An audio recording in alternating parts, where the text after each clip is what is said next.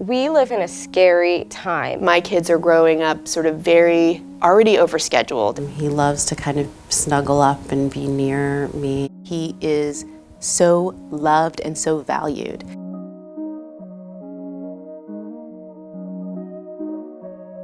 My son just turned 10. I have 2 kids. Luca is 3 years old and Asha is 5 months old. I have twins, so that's crazy, but then, Connor is just a little bit older. My son is 2.5 years old.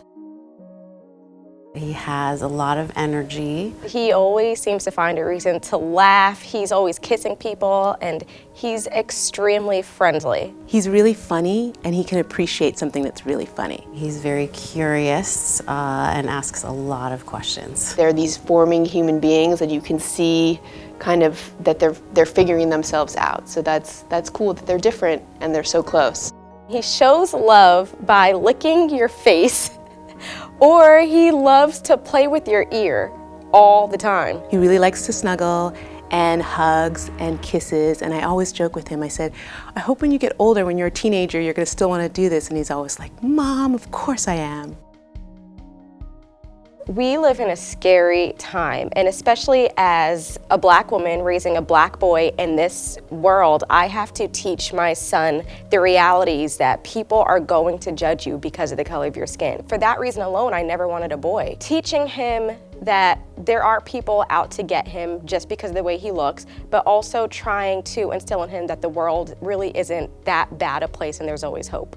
I worry about gun violence in the community. Our community is very, very safe, but I think, try not to think about it too much, but sometimes, sending your kids to school can be scary in our country. One of the things that I'm really afraid of about raising a boy is just making sure that my son feels comfortable being who he is. Him being a mixed race child, about race and racism and how people view him and how that might affect how he views himself. They like to grab me and hold on to me, and my body is different than their body. I want to make sure that if they are affectionate, that they understand that it needs to be wanted, that kind of affection. For us, it's really important for him to stay connected to his Black side and his white side, to put it bluntly, because it's really important for him to know who he is and what he's about so that he's not going out into the world questioning that, and he doesn't have an answer for, what are you? Which is inevitably going to come to him at some point, being a mixed race kid. In my field as a psychologist, I spend a lot of time trying to help couples become close with each other. And I think one of the things that I see a lot is a lot of these, now adult males in relationships really struggling with figuring out how to connect with their partners. It's sort of like what I'm seeing is the kind of outcome, right, of that early generation of boys who were taught not to feel anything and man up. And what ends up happening from that is that these boys grow up to be men who don't know how to feel vulnerable with their partners, and as a result don't kind of get to have those fulfilling relationships. The difference between myself and my husband is that sometimes he says that I'm babying him, and I'm like, but he's a baby. Like, he needs to be baby. So sometimes there's the difference, he'd fall down and I'd want to run over and give my little boy a big hug and kiss. And my husband he's fine, he needs to toughen up. I'm like, but he's a baby still. The one thing that I really hope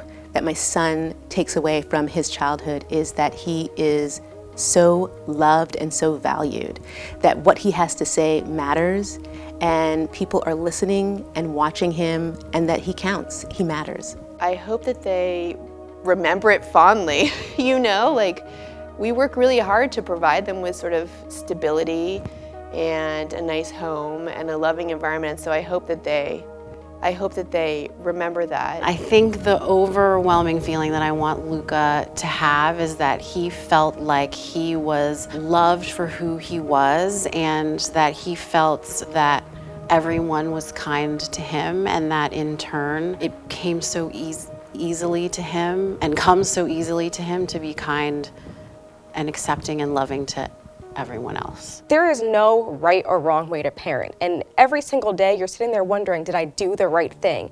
But at the end of the day, if you can say that you led with love, then at least you can sleep well at night knowing that you did the best that you can, and I want my son to know that as well.